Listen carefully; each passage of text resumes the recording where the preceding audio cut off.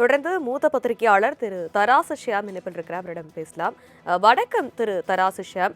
வேட்பாளர்கள் பட்டியலை தாவேக வெளியிட்டிருக்கிறது. மக்கள் காப்பாளர்கள் அறிமுக கூட்டம் என விஜய் தொடங்கிய இந்த வேட்பாளர்கள் அறிமுக கூட்டமானது 234 தொகுதிகளுக்கும் தனது வேட்பாளர்களை அறிவித்திருக்கிறது தாவேக. வெற்றி வாய்ப்பவர்களுக்கு எப்படியாக இருக்கும் சட்டமன்ற தேர்தலை பொறுத்தவரை? 234 தொகுதிகளுக்கு வேட்பாளர் ஒரு புதிய கட்சியை அறிமுகம் செய்வது என்பது கொஞ்சம் கடினமான பணிதான். நிறைய அதிருப்திகள் இருக்கும், எதிர்பார்த்திருப்பார்கள், அது கிடைக்காமல் போயிருக்கும். உங்கள் செய்தியாளர் நௌஷாத் சொன்ன மாதிரி தூத்துக்குடி பகுதியிலே அஜிதாவுக்கான பிரச்சனை என்னவாக இருந்திருக்கும் என்றால், அது தாவேகா அலுவலகத்தின் முன்னால் அவர் நடத்திய தர்ணா போராட்டம், இதெல்லாம் பிரச்சனையாக இருந்திருக்கும். ஏதோ ஒரு காரணத்தால் விடுபட்டு இருக்கும். ஆனால் அஜிதா அவர்கள் ஏற்கனவே தூத்துக்குடி தொகுதியிலே அவர் பணியாற்றி வந்திருக்கிறார். அவர் சார்ந்த இனக்குழு அது அங்கு செல்வாக்கோடு இருக்கிறது. இப்படி பிரச்சனை இருக்கும்.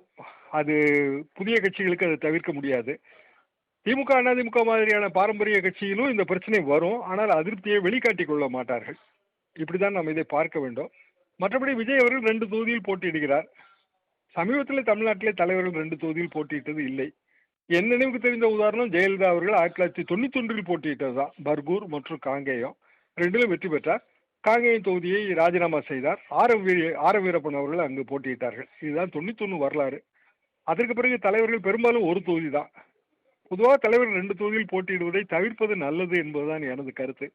காரணம், ஒன்று, அது பொருட்செலவு. இரண்டாவது, வாக்காளர்கள் மீண்டும் 2 மாதத்திற்குள் அடுத்த இடைத்தேர்தலை சந்தித்து ஓட்டு போட வேண்டியது வரும். பல நேரங்களிலே அது தவிர்க்கப்படக்கூடியது. ஏன் அந்த முடிவை விஜய் எடுத்தார் என்று தெரியவில்லை. ஒருவேளை பெரம்பூர் தொகுதி கடைசி நேரத்திலே அவருக்கான அந்த ஃபீட்பேக் சரியாக வந்திருக்காது. எனவே திருச்சி கிழக்கு பாதுகாப்பானது என்று நினைத்திருக்கலாம். மற்றபடி பார்த்தால் ஏற்கனவே நமக்கெல்லாம் தெரிந்த சில வேட்பாளர்கள், இப்போ ஆதவ் போன்றவர்கள் அல்லது புஷி ஆனந்த் போன்றவர்கள், இவர்களுக்கு நாம் எதிர்பார்த்த தொகுதிகள் தான். தாவேகா பட்டியலிலே பெரும்பாலான வேட்பாளர்களை தமிழ்நாடு அறிந்திருக்காது.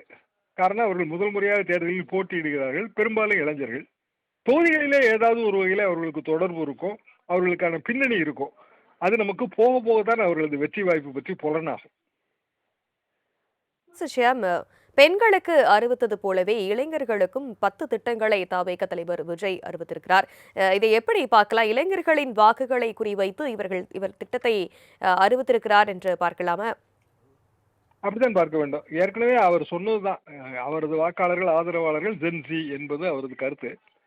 ஜென்சி வாக்காளர்கள் 30 வயதுக்கு கீழே என்று நீங்கள் பார்த்தீர்கள் என்றால் ஒரு 18% பேர் இருக்கிறார்கள். தமிழ்நாடு மொத்த வாக்காளர் பட்டியலிலே சமீபத்திய எஸ்ஐஆர் திருத்தத்துக்கு பிறகு 18%, ஒரு 9% பெண்கள், 9% ஆண்கள் இருப்பார்கள் சராசரியாக. இந்த 9% பெண்களை குறிவைத்து சில திட்டங்கள் அறிவிக்கப்பட்டிருக்கின்றன. ஆனால் அதற்காக ஜென்சி முழுவதும் விஜய்க்கு ஆதரவாக இருப்பார்கள் என்று சொல்ல முடியாது. பெண்களுக்கான திட்டங்களிலே திமுக அரசு வெற்றிகரமாக கடைபிடித்து வருகிற மகளிர் உரிமை தொகை திட்டம், மகளிர் பஸ் பயணம், இதெல்லாமே பெண்களை பெரிய அளவுக்கு கவர்ந்திருக்கிறது. அவர்கள் பயனாளிகளாக இருக்கிறார்கள். பொதுவாக ஜனநாயகத்திலே பயனாளிகளையும் பெருக்க வேண்டும், பங்கு பெறுவோரையும் பெருக்க வேண்டும். பயனாளிகளாக மட்டும் நின்று விடக்கூடாது, அவர்கள் ஜனநாயகத்திலே பங்கு பெறுபவர்களாக மாற்ற வேண்டும். விஜய் அறிவித்திருக்கிற பல திட்டங்களிலே பயனாளிகள் மட்டும் தெரிகிறார்கள். சில திட்டங்கள் நடைமுறைப்படுத்தப்பட முடியுமா என்பதெல்லாம் எனக்கெல்லாம் சந்தேகம் இருக்கிறது. உதாரணமாக நீதிமன்றங்களுக்கான பெயர்கள், இதெல்லாம் நாம் சூட்டவே முடியாது.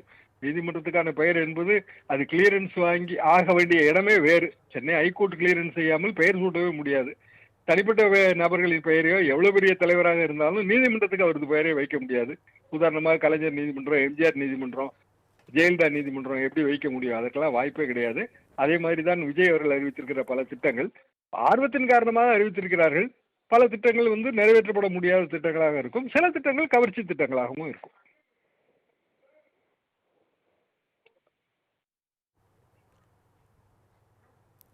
திரு தராசு ஷியாம், என் ஆனந்த் சைக்கிள் ஓட்டுறவங்களுக்கும் போஸ்டர் ஓட்டுறவங்களுக்கு தான் பதவிகள் வழங்கப்படும் என அண்மையில் தெரிவித்திருந்தார்.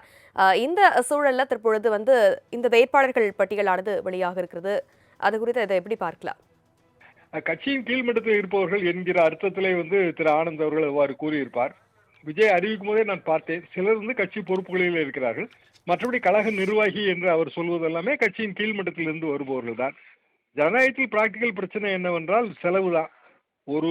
ஒரு வாக்காளருக்கு வெறுமனே கேம்பெயின் எக்ஸ்பென்ஸ் என்பது கண்டிப்பாக 1000 ரூபாய் வேண்டும்.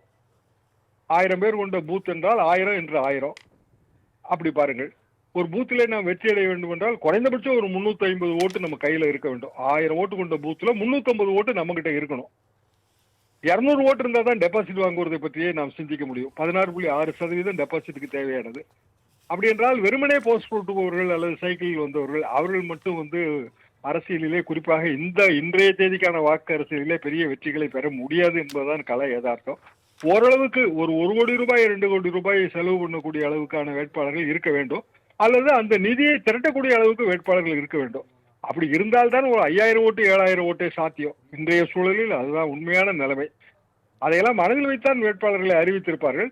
ஒரு சிலர் ரொம்ப எளிமையான பின்னணியில் இருந்து வந்தவர்களாகவும் இருப்பார்கள். அவர்களுக்கு ஒரு வாய்ப்பு தர வேண்டும். தேர்தல் களத்திலே பணியாற்றும் போது அடுத்த தேர்தலுக்கு அதற்கடுத்த தேர்தலுக்கு அவர்களுக்கு அனுபவம் வரும் என்பது எண்ணமாக இருக்கலாம். அந்த காலகட்டத்திலே திமுக முதலில் 57, 62 இந்த தேர்தல்களில் போட்டியிடும் போது உண்மையிலேயே சைக்கிள் கடைக்காரர்கள், எங்கள் ஊர்களிலே கூட சைக்கிள் கடைக்காரர்கள் ரொம்ப எளிய பின்னணியில் இருந்தவர்கள்லாம் போட்டியிட்டார்கள். சிலர் வெற்றி பெற்றார்கள், பலர் வெற்றி பெறவில்லை. அதாவது 57ல 15 எம்எல்ஏக்கள் தான் வெற்றி பெற்றார்கள். 62 50 எம்எல்ஏக்கள் வெற்றி பெறும்போது பலரும் எளிய பின்னணி தான். 67லேயே இந்த நிலைமை மாறிவிட்டது. இன்றைக்கெல்லாம் பெரிய அளவுக்கு அவர்கள் இறங்குகிற வண்டி வாகனங்களை பார்த்தாலே அவர்கள் எந்த சைக்கிள் பின்னணியில் இருந்து வந்தார்கள் என்பதை நாம் சுலபமாக புரிந்து கொள்ளலாம். ஆக இன்றைய தேதி இப்போது இருக்கிற நடைமுறை அரசியல் என்பது வேறு.